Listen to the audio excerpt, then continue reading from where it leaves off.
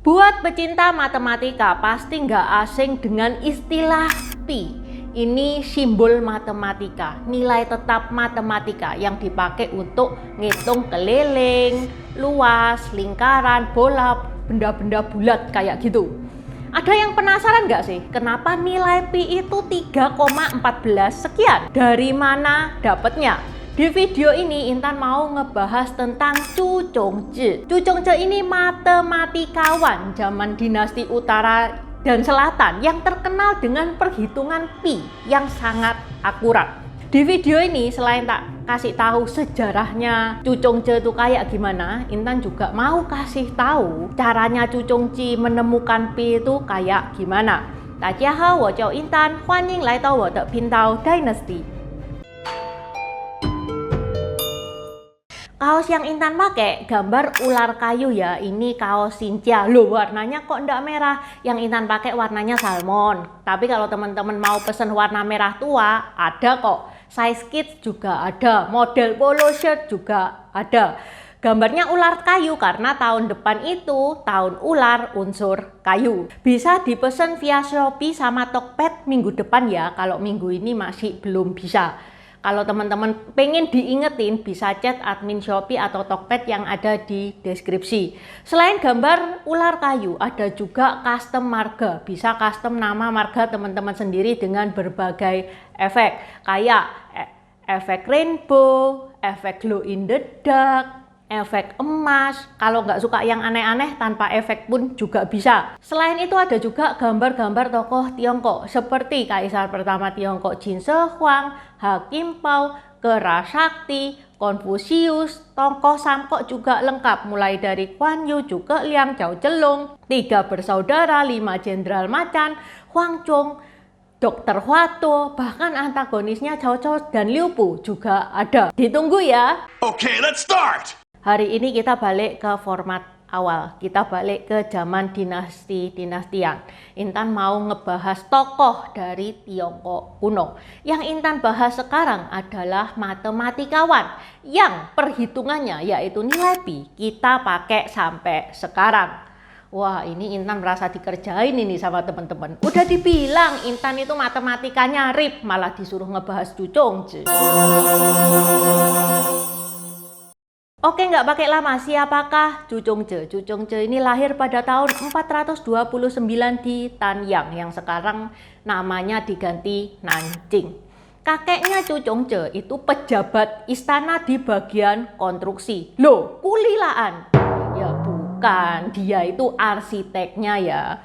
Karena dia sudah dipercaya sebagai arsiteknya istana, berarti kemampuan hitungnya itu sudah di atas rata-rata. Ya namanya kaisar ya, orang nomor 1 di negaranya, pasti yang dia cari itu ya orang nomor 1 yang piawai di bidangnya. Bakat dari sang kakek ini ternyata nurun ke Chu Chongzhi. Dalam salah satu tulisannya, Chu Chongzhi ini menceritakan bahwa sejak kecil dia sudah mendedikasikan hidupnya pada angka-angka, pada hitungan-hitungan. Dia benar-benar math addict gitulah ya. Pada tahun 461 dia menjabat sebagai pejabat di bidang administratif di kantor gubernur Jiangsu. Pada saat waktu luang, Chu Chongzhi itu main-main dengan angka-angka, dengan hitungan-hitungannya. Ya namanya aja orang sudah maniak sama matematika. Pada tahun 462, Chu Chongzhi itu menyerahkan hasil karyanya, hasil kerja kerasnya kepada Kaisar Xiaowu dari dinasti Song. Hadiah itu adalah kalender Taming. Ini kalender pertama yang ada tahun kabisatnya. Keren banget di tahun segitu loh, 400 loh. Yang mana ya namanya kaisar ya, dan ini adalah kalender gitu loh. Pasti kaisar itu nyuruh bawahannya yang pinter-pinter untuk meneliti ini benar atau enggak kabisatnya itu, untuk menyelidiki, untuk mengevaluasi. Ternyata pada tahun 465 Kaisar Xiaowu itu memutuskan untuk mengganti kalender resmi dengan kalender Taming. Pada tahun 464, Chu Chongzhi ini mulai fokus pada bidang mekanik. Ya memang itu hobinya ya. Dan fokusnya itu membuahkan hasil. Ia kemudian terkenal sebagai inovator di bidang teknik. alat-alat apa yang dia hasilkan. Yang pertama adalah Zhinanzhi. Ini sebuah kendaraan dengan mekanisme roda gigi yang menjaga arah tetap konstan dan penting untuk navigasi. Yang kedua, Jianlizuan atau kapal 1000 li. Kapal yang dirancang untuk menempuh jarak jauh sampai 1000 li dengan efisiensi yang tinggi.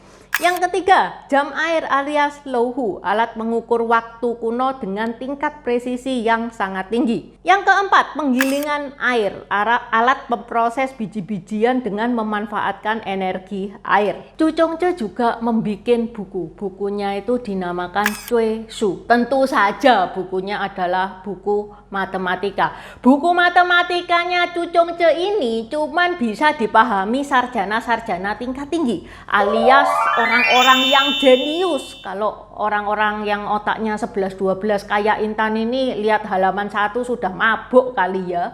Para sarjana meskipun ya mereka punya kemampuan intelektual tinggi di bidang matematika, itu aja bilang kalau bukunya Chu Chongzhe ini susah. Karya Cui Shu ini kemudian mempengaruhi perkembangan matematika di Korea dan Jepang. Buku ini disebutkan dalam berbagai literatur pendidikan kuno di dua negara tersebut. Chu Chongzhe guys, di zaman itu sudah bisa menghitung angka perputaran planet-planet yang hasilnya itu mendekati angka yang diakui sekarang. Selisihnya itu cuma 0, sekian hari dari perhitungan modern. Chu Chongzhe itu juga sudah menghitung matahari mengelilingi bumi itu berapa hari. Dia sudah mendapatkan angka 365,24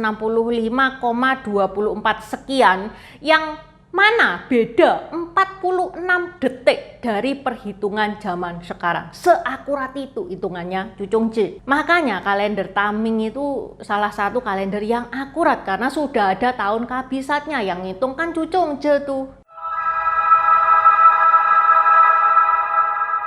Oke, mungkin teman-teman ada yang tidak tahu atau mungkin sudah lupa ya apa sih itu pi. Tak ingatkan kembali. Pi itu bentuknya kayak gini. Ini simbol matematika. Ini nilai tetap yang dalam hitungan matematika. Pi itu setara 3,14 sekian. Ini simbol buat pengganti angka 3,14 sekian itu. Pi ini buat apa? Buat ngitung luas dan keliling lingkaran atau bola. Luas lingkaran itu kalau nggak salah pi r kuadrat dan keliling lingkaran itu kalau nggak salah 2 pi r. Itu seingat Intan. Yang mana ke depannya? Roda, bola, pipa, pokoknya benda-benda yang melingkar lainnya ya dihitungnya itu pakai pi ini. Bahkan pi ini sampai menghitung lintasan planet dan fenomena berbentuk melingkar di alam semesta. Itu tadi tentang pi. Semoga teman-teman jelas ya. Nah sekarang gimana Chu Chongzhe ini sampai bisa menemukan pi? Penemuan pertama pi itu bukan dari Chu Chongzhe ya. Pada zaman Mesir kuno di lembaran papirus, soalnya belum ada kertas pada saat itu, sudah ada perhitungan pi. Yang mana pi pada saat itu dihitung 3,16. Di zaman Babilonia dihitung lagi kan pi ini. Pi ini dihitung di zaman Babilonia itu 3,125. Pada zaman 200-an sebelum Masehi, Archimedes itu memperbaharui perhitungan pi ini dan menemukan bahwa pi itu lebih besar dari 3,1408 tapi lebih kecil dari 3,14293. Pada tahun 263, Liu Hui itu menghitung pi lagi pakai poligon bersisi 3,072 dan mendapatkan pi itu 3,14159. Sudah ada 5 angka di belakang koma. Ini lebih sistematis daripada Archimedes. Kemudian dihitung lagi sama Chu Chongzhe. Chu Chongzhe ini matematikawan pertama yang menghitung pi dengan ketelitian yang luar biasa. Chu Chongzhe ini menggunakan pendekatan poligon beraturan, terus ngitung keliling poligon untuk memperkirakan keliling lingkaran. Dan dari sana dihitunglah pi dan mendapatkan pi itu 3,14 sekian sampai 7 desimal di belakang koma. Perhitungan pi-nya Chu Chongzhe ini diakui paling akurat di seluruh dunia dan bahkan dipakai sampai 1000 tahun ke depan. Metodenya menjadi bahan ajar penting selama dinasti Tang. Loh, cuman 1000 tahun. Lah kan Cucongce hidupnya tahun 400. Berarti tahun 1400 sudah nggak bisa dipakai dong perhitungan pi-nya Cucongce. Dipakai guys, sampai sekarang perhitungan pi itu ya 3,14 sekian. Hanya saja detail pi ini masih terus dihitung. Terakhir perhitungan detail pi itu sudah ada sekian juta digit setelah koma. Tapi tetap 7 digit setelah koma itu tetap pakai angkanya Cucongce ini. Perhitungan pi-nya Cucongce ini puncak dari tradisi matematika China yang kaya. Dia menggabungkan metode iteratif dan konsep geometri dan memberikan nilai pi yang sangat akurat di zamannya. Hal ini menunjukkan kemampuan luar biasa ilmuwan China kuno dalam memecahkan masalah matematis yang kompleks. Pi ini perhitungan matematika yang paling terkenal dan mendasari banyak aspek sains serta teknologi modern.